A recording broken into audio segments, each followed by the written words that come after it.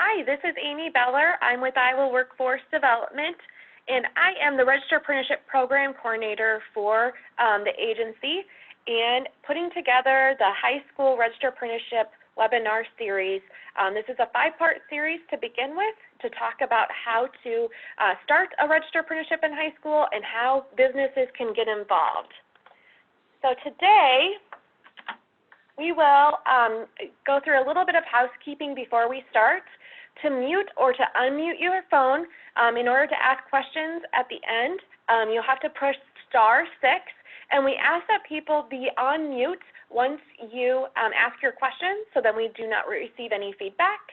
You can chat a message to the presenters. You can hit that select chat box on the screen. And just to let everyone know, we are recording each webinar series because we want to be able to share it with other educators and employers who cannot join us today. The recording will be put on the futurereadyiowa.gov and the earnandlearniowa.gov at the completion of the webinar series. So today, the agenda is that we're going to have a welcome from Linda Fandel from the Governor's Office. And then today's presenters will be Greer Sisson from the U.S. Department of Labor and David O. I always say O because I can never pronounce his last name. He's from John Deere, and then we'll open it up for questions and answers at the end.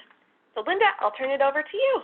Thank you, Amy, for including me, and thanks for putting on this great webinar series. And we appreciate everybody participating today for your interest in your work on registered apprenticeship programs in high school.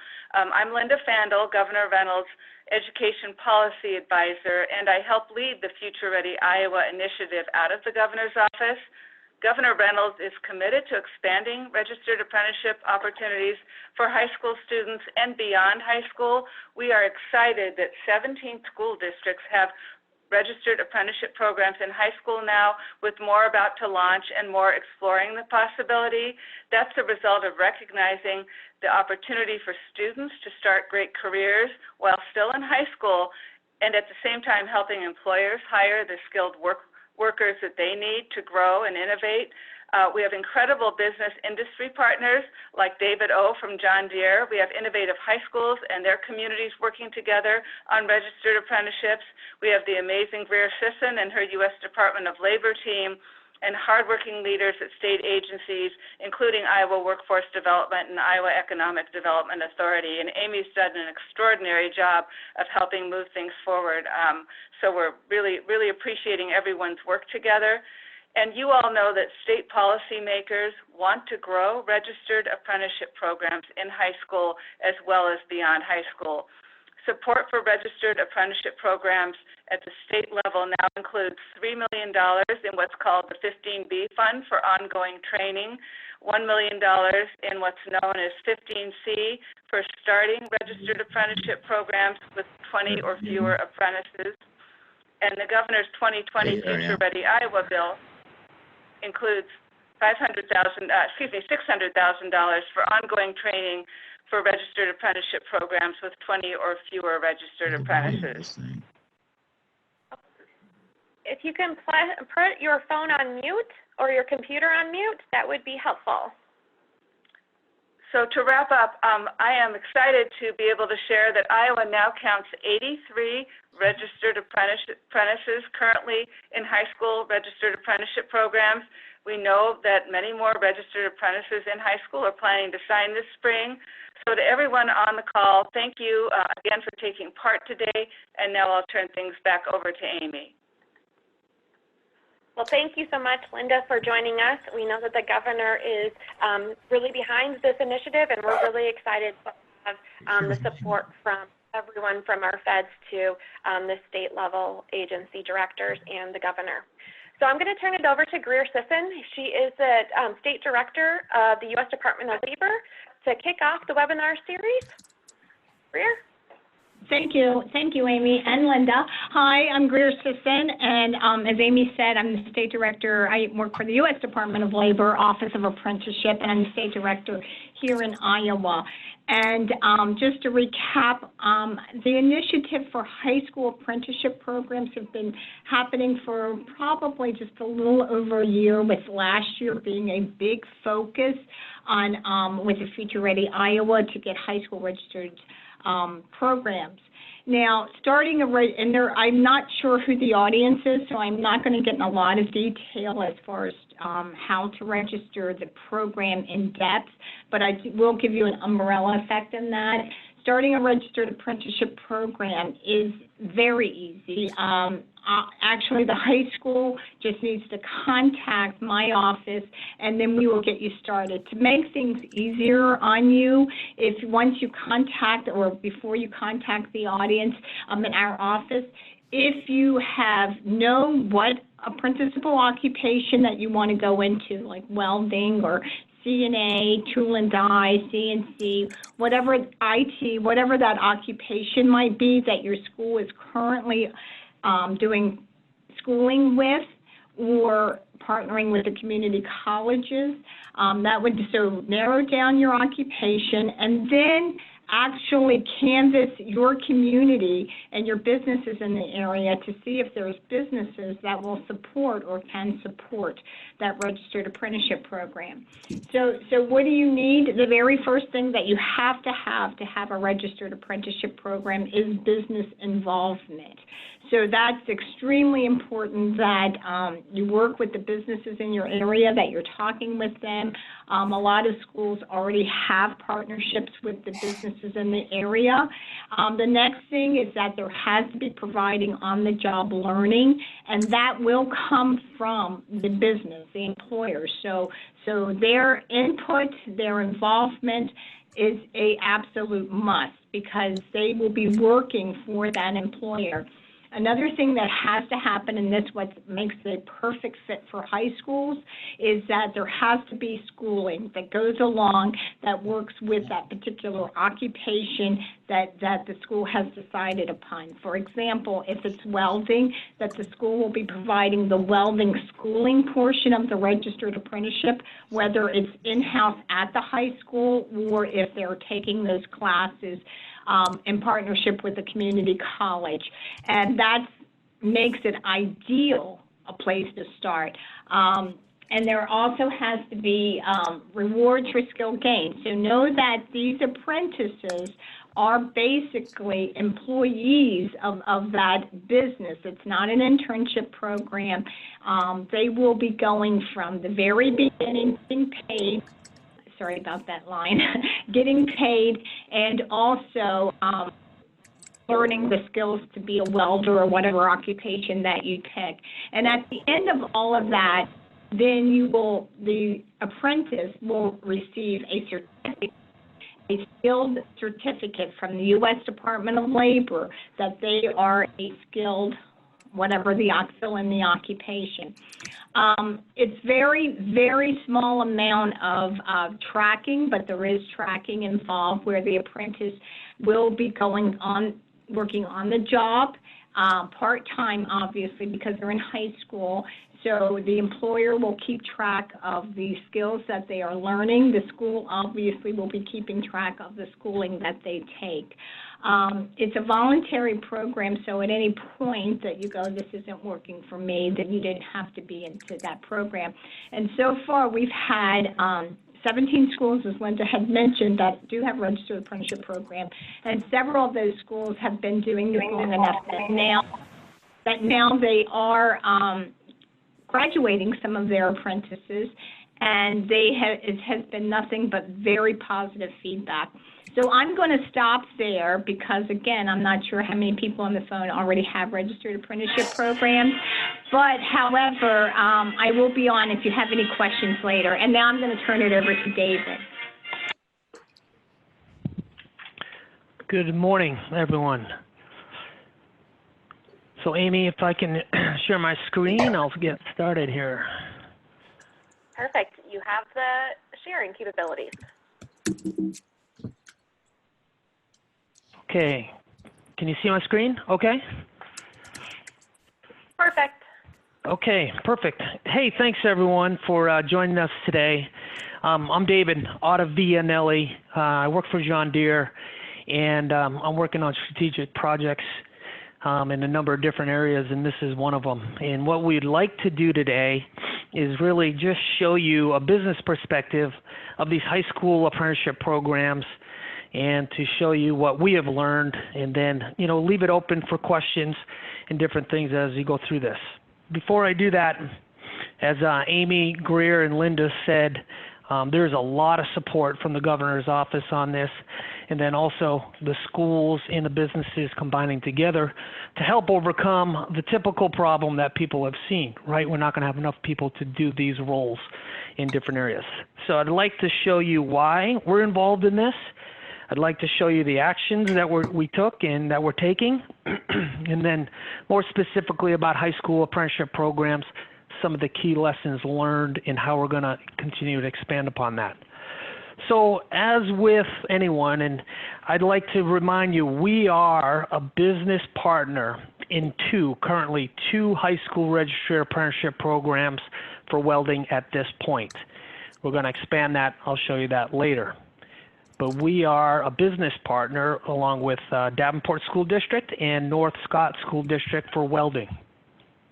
As part of any of your folks and what you're looking at, we had to look at I was asked by our senior leaders and our staff as they go to the different factories throughout the Midwest, hey, are we going to have a long-term problem by classification to specific factory locations?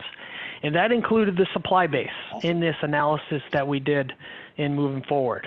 So there were three elements to this study, and really the first one being the current employee demographics. And we grouped the folks that work in our factories into 6 different positions. At John Deere, in order to be hired, you have to have training or a certificate in the top 5, and you have to have those skills before you even apply. So then we did a local area assessment, and then we matched that against our long-term demand projections. You can see here there were a number of different factors that went into that local area assessment, really, that said, hey, what are the key things that are driving this? And from that, we were able to get some key action items and some key findings. So specific factory type of roles, production type of roles, as we're covering here, in those specific factory locations. And here's where our findings came out. So over the short term, we continue to have issues hiring electricians, and also it's difficult to find positions for focused position candidates. So even though some of the numbers were positive in those areas, it was difficult to find folks that wanted to do this type of work. Over the long term, with these key factors continuing to be a concern, here are the specific areas of issue that if we don't do something different, we're going to have trouble, for instance, hiring in Waterloo technicians, maintenance, machinists, and trainable. So each respective factory location for our major Midwest areas gave us some focus on what we're going to do. So what's that?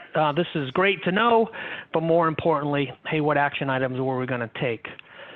So the first thing that we saw in the data led us to there was a potential opportunity that said, hey, you got X% of students that are coming out of high school that won't go on to obtain a post-secondary education credential or a 4-year degree. So how do we increase the knowledge and awareness and start talking to those students when they're young? As Greer and Linda had talked about, this is some key partnerships required to do that, right? Your high schools, your community colleges, and local businesses. And then also your chamber and civic leadership can play a key role in that. And really what we want to do is start talking to students and show them that vision for success and guide them to employment opportunities through those milestones and create line of sight.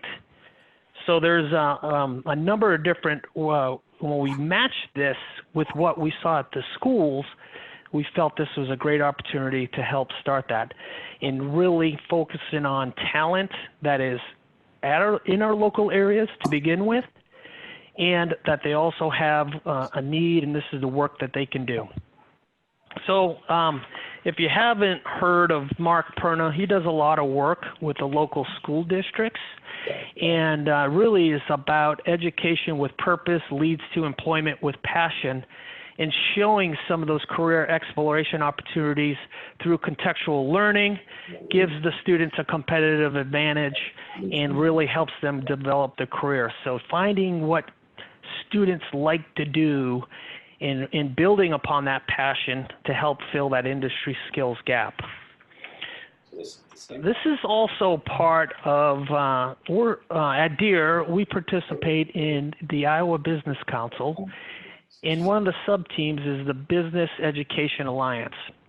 And we started, that Business Education Alliance started to craft this K through 12 pathway to success. And this fits right into that, really, as a business partner with the schools. So mandatory, each of the schools have to do an assessment of the students of what are their interests. And then they introduce a work-based learning element when they're in their potentially freshman, sophomore year, and then get into those in-depth work-based learning opportunities. And they can come in a number of different ways. I'm not here to tell you that there's one path that all students will take. There are multiple paths, and providing those opportunities to all students through this process. And there's a number of key folks that help with this. And primarily, this is where the business of these items in red will come in and have their input. So at DEER, who sent that to me? At DEER, I'm gonna let it go to voicemail. we focused on two different areas. Hey, can you put your phone on? I'm in a webinar. We had two areas of focus. Go ahead. I want to make sure that everybody has. I want to make sure that everybody has their phones on mute or their computers on mute to help with the presentation. Thank you. So at DEER, we felt we had two main areas that we were going to work on. So we had to help increase the awareness of these manufacturing opportunities for students, parents, counselors, etc., and also play a key role in that structured path. Just some items here, and if you haven't participated in any, these are some great items to help increase awareness. We do a number of different things like introduction and overviews to the staff, guidance counselors. We review our, do factory tours. We participate in student career days and manufacturing overviews at the respective schools. We have parent nights, parent awareness nights, participate in National Manufacturing Day events. And another key element here is the Iowa STEM Governor's externship opportunities for teachers. Great opportunity for teachers to come in to learn your business. And then also connecting with the community colleges and playing a key role in that. I'm going to cover in detail in the next couple of slides about the structured path, so we'll get into this. And once again, the paths that we're going to cover are one of many different opportunities and not necessarily the only. So here's some pictures of these manufacturing opportunities. We have a team that goes out into the schools. We have an augmented reality weld simulator, and it actually provides a realistic version of welding without throwing down sparks in a school environment. And it just gives the students an idea of, hey, here are the principles of how to weld. It evaluates the students on 6 different parameters and then gives them a score. You can see here that we can even use it as low as kindergartners. And this is an example of a National Manufacturing Day event that we hosted in our factory with some of our local dealers. So this is just trying to increase awareness starting younger so that when they come into, the students come into high school, they understand what these opportunities exist and they can show that path. Now, we've worked really close with the schools to help drive that and setting up those models, or really those career clusters, so students can start deciding upon that earlier in their high school career. And then another key point I'd like to emphasize with folks when we talk to them is, hey, if, and this is a live example of an employee in our company, but the point here is hey, if you want to start as a machinist and you love that role, you can stay there for 30 years. If you want to continue to progress without going into debt, most companies will have a tuition reimbursement plan, and here are some different roles, and then you can continually get promoted, and then you can continue to turn this initial job into a career without going into debt. This is a big, really discussion that resonates well with parents and also and those counselors, et cetera, with that. So if you're not familiar with the high school registered apprenticeship program, Davenport schools and North Scott schools and ourselves visited the pilot program that was going on about a year ago in Pella, Iowa. Pella School District had set this up, and really this is a quick overview of it, and then we modeled our programs, or the school's programs, after the Pella program. So kudos for them for setting up the pilot and making it really easy for folks to adopt. So their freshman and sophomore year, the students will take core and elective courses. The junior year, if they're in welding, they'll start taking those dual credit / advanced welding courses. During the summer, there's your initial, or we call it phase 1, employment. And then during the summer senior year, so that's the summer between the junior and senior year. During the senior year of the student, they're spending half their day in the classroom and then half their day at the local business. And then post-graduation, it says 1 year, but it's really about the minimum hours and the competency-based achievements that they're able to achieve at that point. These are competency-based programs with the requirement of a minimum of 2,000 hours. We don't think it's going to be a year. We think it's going to be roughly 6 months, given the number of hours that the students already have. But it's really based upon their ability to meet those competencies that are outlined in the standards. The product that the students will get, of course, their high school diploma, their certificate readiness certificates that Greer talked about. They'll get their weld certificate. They'll work towards their associate's degree. There's a number of different things between their dual credits, work-based learning credits, that will get them well on their way to achieve their associate's degree, and they can continue to do that afterwards if they want. While that's going on, equals they get career readiness, and they're getting paid to do this. This is extremely attractive to the students, and we're seeing this after our first year of being involved in this, that this pipeline is starting to grow really in that sophomore year and that junior year of the students in their respective schools. So I'm going to dive into some of the lessons learned that we had. So last year at about this time, actually in April, both the school district, North Scott and Davenport schools, and 4 different businesses said, hey, we're going to do this. We're going to give it a try. And we, on May 2nd, we had 9 high school juniors from Davenport and North Scott's school districts go through their signing day and registered to become weld apprentices with 4 businesses. The 4 businesses all vary in size and the type of work, so this was an excellent review. During the signing day, typical signing day that you may see on some of this, but I'll tell you, we personally underestimated the reaction of the parents. It was a big deal, and once again, we had 9 students coming into different folks, 4 different businesses. So the 3 elements at John Deere, we implemented a pilot program at our Davenport Works facility. And there are 3 phases of employment in that minimum 2,000 hours that I talked about. So that phase 1 is during the summer. The phase 2 is when they're in their senior year, and phase 3 would be post-secondary.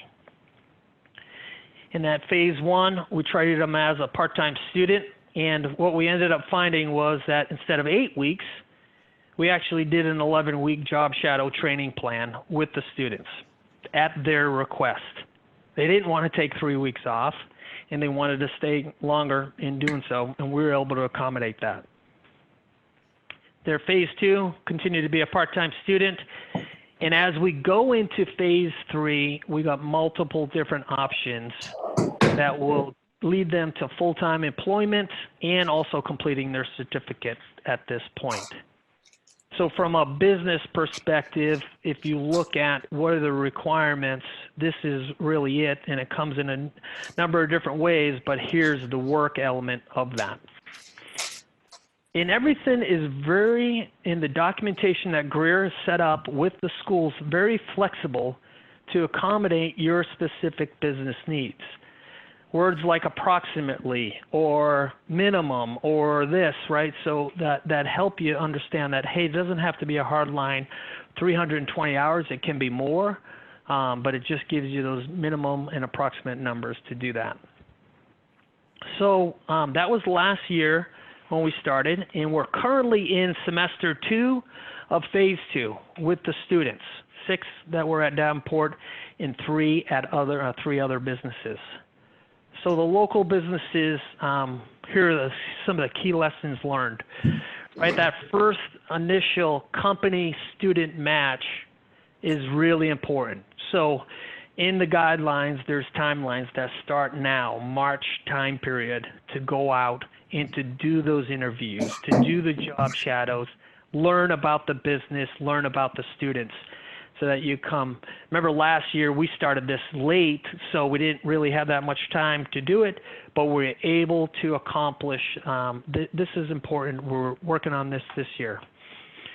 We had a ton of questions about how this was gonna work, to include our HR policies, insurance, etc. with that.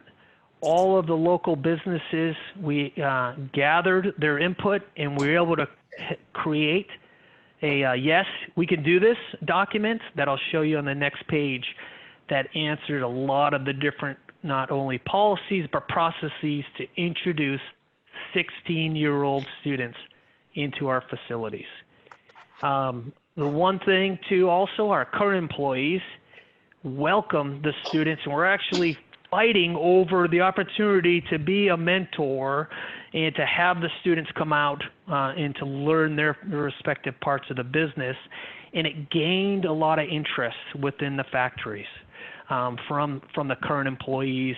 And we were uncertain of how that was going to go to begin with. So extremely well received. At Deere, we're UAW, union environment, extremely well received by the employees and the leadership, et cetera, with that. What did we learn about the students? Like I talked about earlier, they wanted to do more and learn more. They were always trying to figure out some different ways of how to get better in doing this. They've shown up on time. And I'll go back to a mantra that they have set up.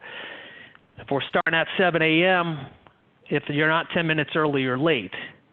So we had one student was not going to be at the factory at 6:50, so he's calling his mentor. Hey, I'm going to be late. Well, what time are you going to be here? I'm going to be there at 6:55. Well, you're still going to be on time. No, I'm going to be late to the 6:50. So they understand the importance of this, and we've talked to them a great deal about the different items, and specifically not only the technical competencies, but the behavioral competencies that they'll be evaluated on throughout the program, and how important it is to help establish that regimen. Technically, they're very strong welders, meaning that they were able to add value extremely well at an earliest stage into your business. There were a few technical gaps that we're working with the schools. Specifically, blueprint reading is not typically completed until their senior year. We wanted that before that work-based learning element comes that junior, after completion of their junior year. So the schools now are shifting that back. These students now are teaching others, and it's setting up a competitive landscape throughout all the different classes because of the limited opportunities from the schools to get them through the program and then the businesses here. So it leads to this competitive funnel starting earlier in the programs. So here are some of the, I know this may be hard for you to read, and we can clearly send this out in a one-page document, but this is a quick summary of the top common business questions that we would typically get, and how do you get to yes on that. So number one that we always hear and that we had in our mind was you have to be 18 years or older to work in a factory in these occupations. And I gave you a quick description, but what the bottom line is under a registered apprenticeship, Department of Labor registered apprenticeship program, the students can participate at age 16 with two restrictions.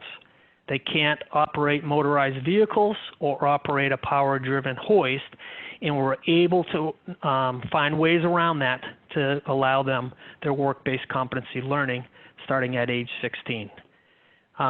We actually had to change our HR policy on this to accommodate this, and in doing so. So that's the number one issue or concern that we typically see. And what I'm telling you through Child Labor Law 101, there's you can do this with apprenticeships. The second was insurance. And we've also had a number of insurance agencies and other businesses confirm this internally and externally, that there is no change to their insurance coverage and policy in doing so. The rest of these talks about the assignment process. Can they add value? Are they showing up on time? Can, you know, if like Greer said, if things don't work out, can we end the relationship? Yes, you can. If the student's not performing, either in the technical competencies or the behavioral competencies, they can be dropped. And can this be done in a union environment, and how to handle pay, et cetera, with that is in this document. So for us at DEER, we see this expanding. And really, I'll start down here and we'll quickly go around the state here. We started with the 9 welders at DEER, and the 6 at DEER, and 9 total in the Quad City area. We're right now looking at potentially expanding that to 32. So we're going to add Rock Island High School as a school is going to have a registered apprenticeship program, and then Moline High School is going to bring on a CNC machining program. Clinton School District is starting with 8 welders. I don't know the number of business partners yet that will be involved. And right now in the Quad Cities, I'll take a step back, I think we're up to about 9 or 10 business partners total for the 32 students. We do plan a 8 May Quad City-wide signing day event. We think it's going to be a pretty big deal, so we're looking forward to that. In Dubuque, the Dubuque School District will have a welding registered apprenticeship program with 8 students. 4 of them plan to be at DEER. And then the other 4 or additional folks will be at different businesses. Waterloo School District has 8 to 16 potential CNC machinists or student machinists. 4 of them will be at DEER. Down in Ottumwa, School District has established will establish a high school registered apprenticeship program for welders. 6 total, potentially 4 at DEER. And then Greenwich School District, 4, and then 2 at DEER. We're still continuing to work with a number of schools in the Des Moines area, so we haven't had a registered apprenticeship program yet at this point. So you can see here how this matches up against our long-term needs, and we feel that this is one of the potential action items that will help us overcome that long-term gap of getting skilled and qualified in this case, welders or CNC machinists. I'll talk about how we expand this and go next beyond this in 2020. And we're super excited about this. The schools have been fantastic to work through, and the students have been the highest caliber, like I said earlier. So the next potential steps that we're looking at that you can do if you're a business is participating in these student manufacturing awareness events. So we have assigned someone to do this in these factory tours, career days, and CTE class visits.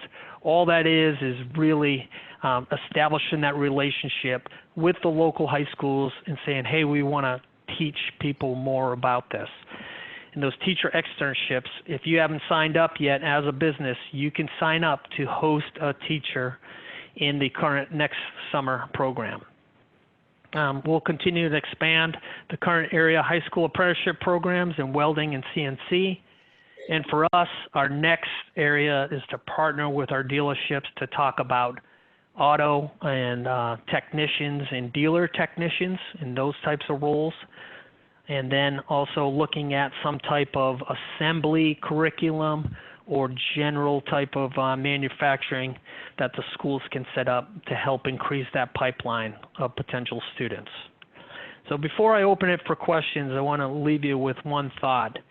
And this is, once again, when we send this out, this is Bill Gates has really adopted trying to showcase some of the different apprenticeship programs in this concept throughout the country.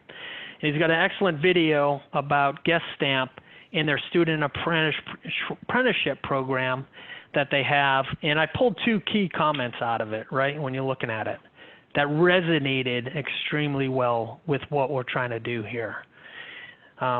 Really, it's about how do you foster that local talent. It's a whole lot more efficient than trying to bring someone in from different areas. And that talent is there today. So if we can increase their awareness of these opportunities and show them that structured path, we feel that this is a win-win situation. And then, once again, there's a lot of students that want to do that and that looking for someone to believe in them to get this type of opportunity for them. So I know that was a lot, and you'll have full access to these slides, but what I'd like to do right now is leave some time, or if you have any questions, we can go back to any of the specific slides. But are there any questions at this point? And before I do that, just once again, a reminder, this is not a John Deere program. We are a business partner as part of, right now, the Davenport and North Scott Registered Apprenticeship programs, and we're going to expand that to different factories and locations, and we feel that this is a great opportunity to help offset potential critical need into the future. So Amy, is it okay to ask questions at this point? Of course. Just remember to hit *6 if you want to ask the question on the phone, or you can ask it in the comment section below.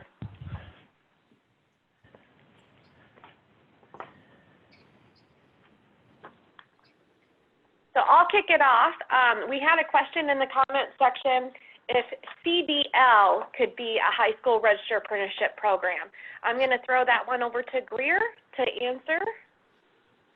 Hi, yeah, for your CDL license, no, for the simple fact that it's 16 years old, the requirement, and that is a requirement of state and federal that you have to be 18 years old. So that it's not so much that they couldn't do it because registered apprenticeship does allow 16-year-olds, but the occupation for CDL itself is you have to be 18. Thank you. Another question that we received was, is there someone from the Burlington or West Burlington community school districts on the line today?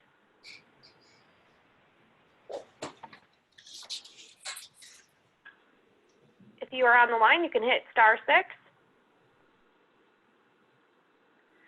Okay.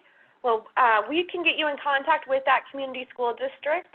to further that conversation. Another question that came in is, what about, let's see, if you have 2 or more businesses that you have been partnering with but both do the same type of work, like HVAC for an example, do you need to have 2 separate RA agreements with each business? I'll throw that one over to Greer. One of the beautiful things about high school registered apprenticeship programs is that the high school is the sponsor to that and they own the standards. And so each employer, whether you have 1 or 1,000 employers participating, there's not separate registered apprenticeship standards that have to be written. They all will sign, every employer who participates with the high school programs, all they have to do is sign 1 employer participation agreement. And so the goal is for a high school to have multiple employers within the same occupation, obviously, that the school is registered in.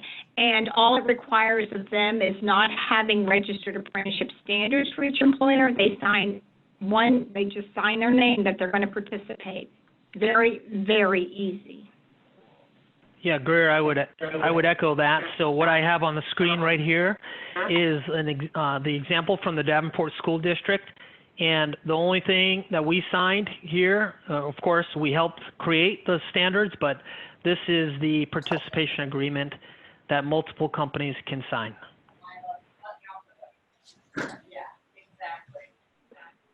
And, another question that, Yep. Did you want to add to that, David? Yeah, the only thing I would add on this, so this goes through in complete details about the competencies, both from the instruction and the welding. It talks about how the wage progression works. And then I would also like to highlight here are the 6 behavioral competencies that the students will be evaluated on. And this is helping drive through back into the programs at the high school level a number of different things, even in addition to just your core welding. Do you communicate well? Do you work on, work well as a team member? Maintaining a positive attitude? How do you follow instructions? Some of those things that are important for businesses, making sure that the students come in ready to do that.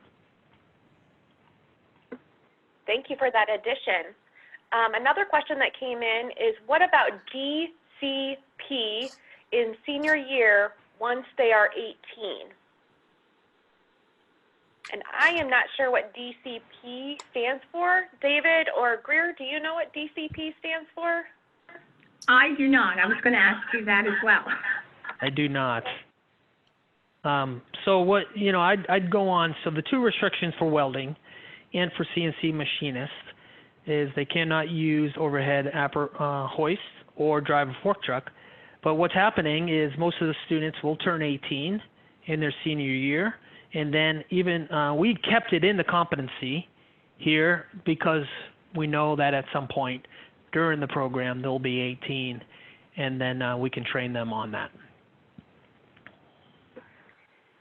Ms. Schmidt, if you could clarify what DCP it stands for, that would be helpful.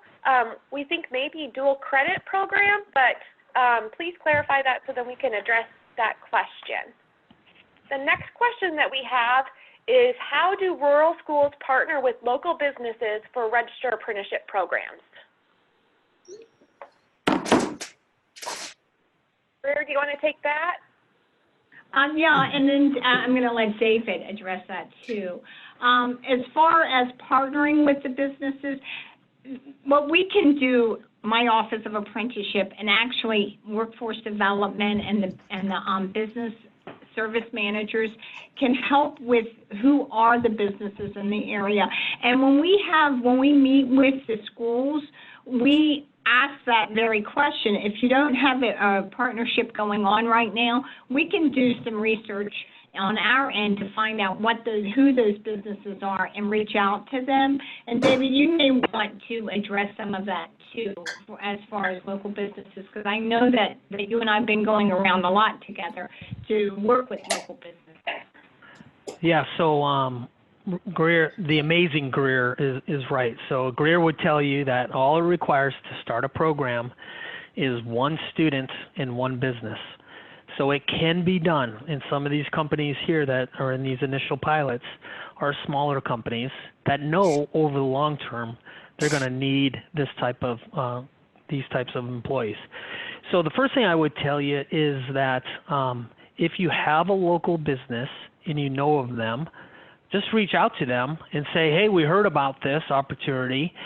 And like Greer said, we can come in or share with them over the phone of how it works from a business perspective. You can share these documents and questions, etc., with this to get the conversation started. It doesn't take much. The standards are easily repeatable and can be set up rather quickly. Greer and her team can establish those standards as a talking point, draft standards, very quickly, and that gets the conversation going, and then use this as a catalyst to start the conversation and then figure out when you're ready to adopt this. The guidance I would give and what we did here is we started smaller to understand it a little bit and then growing it as we get more confidence in going through the different areas. The limiting factor right now on this 32 is we have about 15 WELD students, and we're still trying to attract businesses to host those students. So I'm going to twist this kind of, hey, we can't find talent. We got talent that's readily available, but businesses right now, we're trying to get them to help step up on this.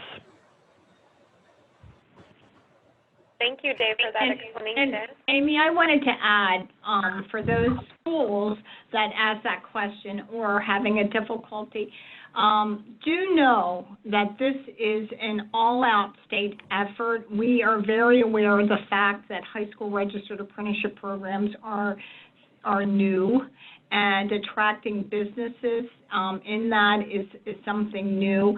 But from the governor's office all the way down to the high school themselves, it is an all-out effort to tackle this challenge. And I say it's a challenge because it's not a problem, but it is a challenge, marketing, getting the word out, and all of those things. So we are definitely looking into it. We are addressing it. We are aware of the fact that we need a lot of employers. You only need one employer to start.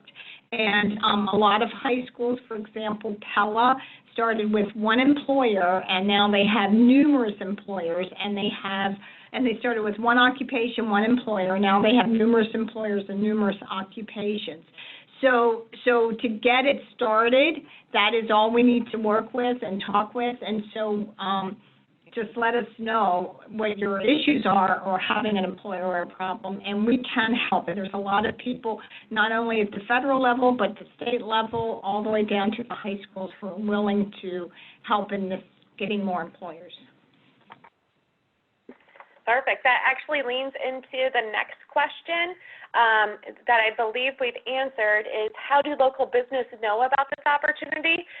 Just like Greer and David have said, we've had a lot of outreach initiatives and talking with a lot of different employers through the Future Ready Iowa Summits that are hosted across the state, to the outreach that Iowa Economic Development, Iowa Workforce Development, and Office of Apprenticeship has completed, along with RA sponsors that can actually really tell about the great benefits of hosting a high school registered apprenticeship program. And just like Greer said, if you're a high school and you can't find that employer to assist, please reach out to the Office of Apprenticeship, and we can get the connections rolling with employers. So back to the question about the DCP, she meant to write CDL. Wanted to see if the CDL program could actually start the senior year if individuals are over the age of 18. Okay, and I misspoke, and so I'm glad we went back to CDL. To get your permit for CDL or non-commercial, it's 18. The CDL license itself is 21, and so so I did misspeak a little bit when I said 18 years old because that is just for the permit. I would suggest if there is a CDL employer, I'm assuming that's online, that you contact our office and you can have your own registered apprenticeship program. And that doesn't mean that you can't participate with the high school itself because they make for an excellent ocean of applicants to come into your program, so it is a good way to partner with them.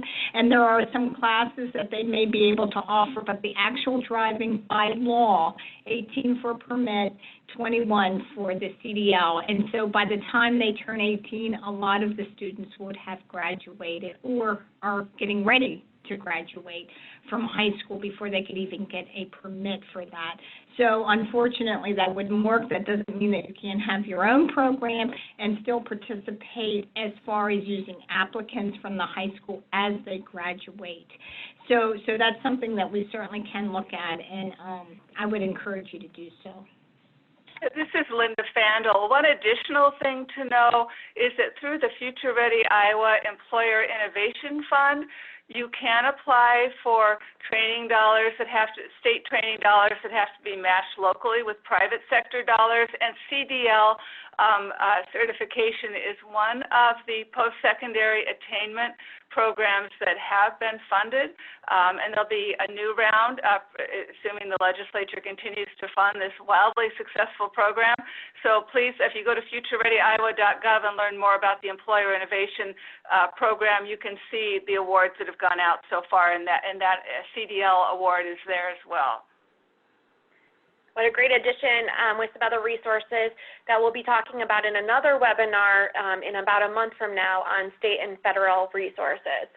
Another question that came in, David, you shared the standards of apprenticeship, or the document that you had, the final Davenport document, and they wanted to know if it was available for other schools to look at, or if the DOL had a template that we could share to local school districts.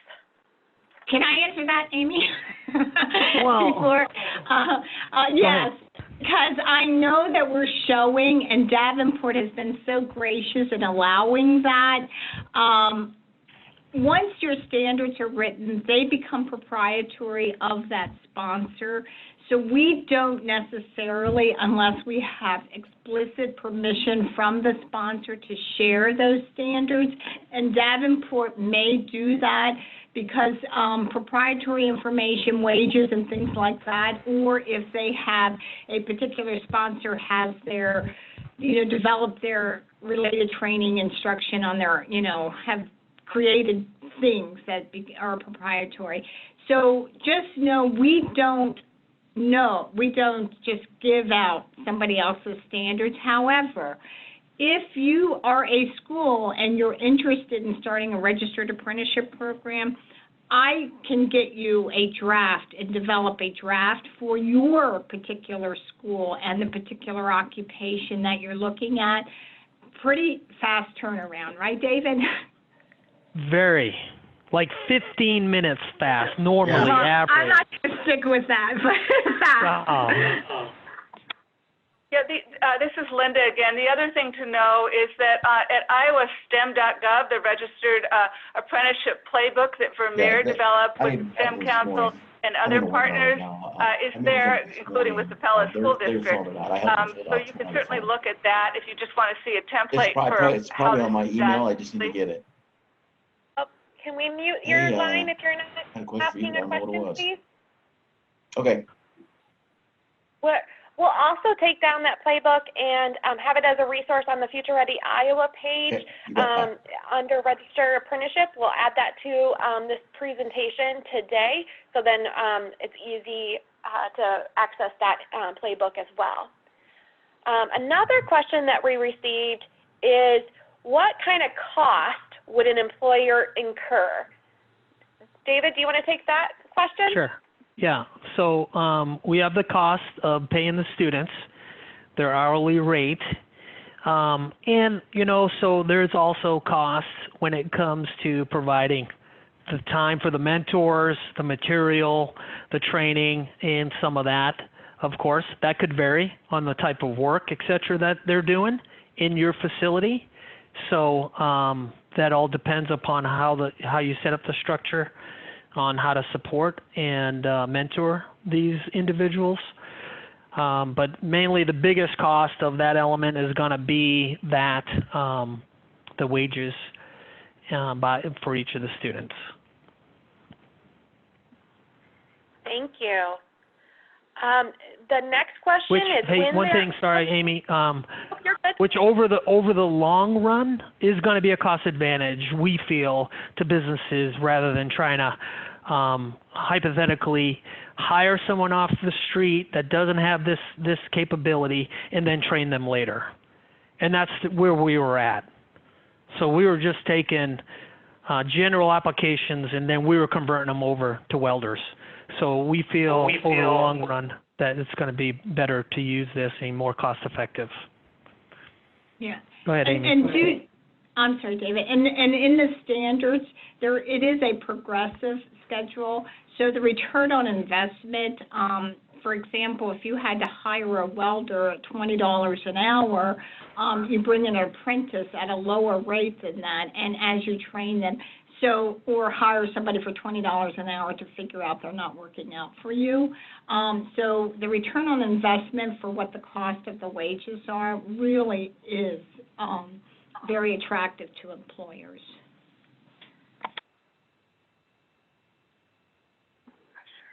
Okay, another question that we received is when there are multiple business partners signed on to the same registered apprenticeship standards, who determines which employer the registered apprentice is employed with? Yes, so this is, there's a timeline in that program outline that Linda talked about.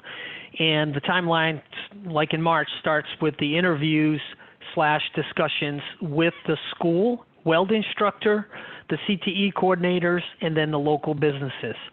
So this takes some collaboration to say, okay, I got 8 students, I got 4 businesses, these many slots, and figuring out how those interviews and those matches are going to come together. At the end of the day, it's a joint agreement, and my point here is that the business does have input into who is selected to be part of their in their program, but it starts with really the instructors who know the students the best can give really some ideas of, hey, this person would be a good fit there or not. Perfect. We have a quick question. Will there be funds for pre-apprenticeship programs again? Currently, the state expansion grant is not supporting quality pre-apprenticeship. Those funds have been completed, and right now 15B and 15C does not cover the cost of quality pre-apprenticeship programs. We will be letting everyone know if we receive any additional funds that could allow for quality pre-apprenticeship, but currently we have no funds for quality pre-apprenticeship.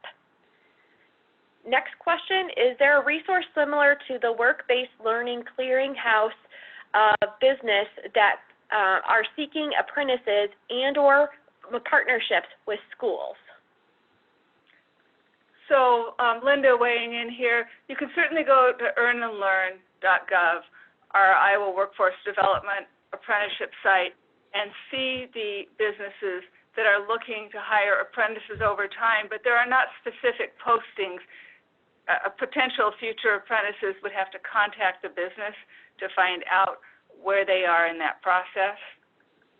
And we also have Iowa Works offices across the state, and we can assist with those high school students or even young adults or adults that are changing into a different career path to help to see if we can contact the registered apprenticeship sponsor to connect them with that employer and see if we can give them additional information. And I'll take the question about whether there's a way to provide more information on the clearinghouse site about pre-apprenticeship and registered apprenticeship, because we want to bring all those work-based learning opportunities for pre-K-12 schools into one location to make it handy for schools, for employers, for parents and students and others. So good question to raise, and we'll see what's possible. One last question, and then we'll wrap up the webinar. Does the business partner need to be in the school district? Not a lot of industry or in the area, but close to Des Moines Metro, so we have a lot of opportunities outside of the district. Yeah, the answer to that is no. The one thing I would caution you on is travel is typically a barrier. So extensive travel, because the students are going to spend half their day at school and then half their day at work. So if they're traveling 30, 45 minutes, sometimes an hour, that's going to be difficult to accommodate that in an effective manner. Not necessarily not done, but it would be difficult. So the closer they are, the better it would work. But you can, if you set up the time for them to travel to overcome that, it could be possible. Well, thank you so much for all for Greer and David for presenting, and Linda for making some time for all of us today. Thank you for all the school districts and the businesses for attending this webinar. We will be putting all the information up on our Future Ready Iowa site on the Registered Apprenticeship tab. Just want to let you know that we do have two next webinars coming up. One is Thursday, March 12th from 10 to 11 on advanced manufacturing. We'll have two guest speakers from two community school districts, West Delaware and North Scott, and we'll have participating employers on that call as well. And then Friday, March 27th from 10 to 11, we'll have federal and state funding opportunities. That includes Jill Limpicott from the Iowa Economic Development Authority, myself, and then Zach Boren from the Urban Institute. And then we'll have two additional webinar series after the March 27th date, but we'll discuss those at our next one. So thank you so much for joining us today. Amy? Hi, this is Greer. One of the questions was someone asked how to get a copy of those draft standards. Could you post where you post this webinar, my name and email address? So if you're a high school and you're interested in getting a copy of standards, please feel free to reach out to my office and we will work directly with you to get you draft standards. There's no obligation, but we will get your a draft set of standards for your particular school. So if you could post that as well, Amy, I appreciate it. Yep, in the PowerPoint presentation on the last slide, we'll have all the contact information for all the presenters today. So thank you so much for taking the time, and we look forward to joining on March 12th on the next webinar.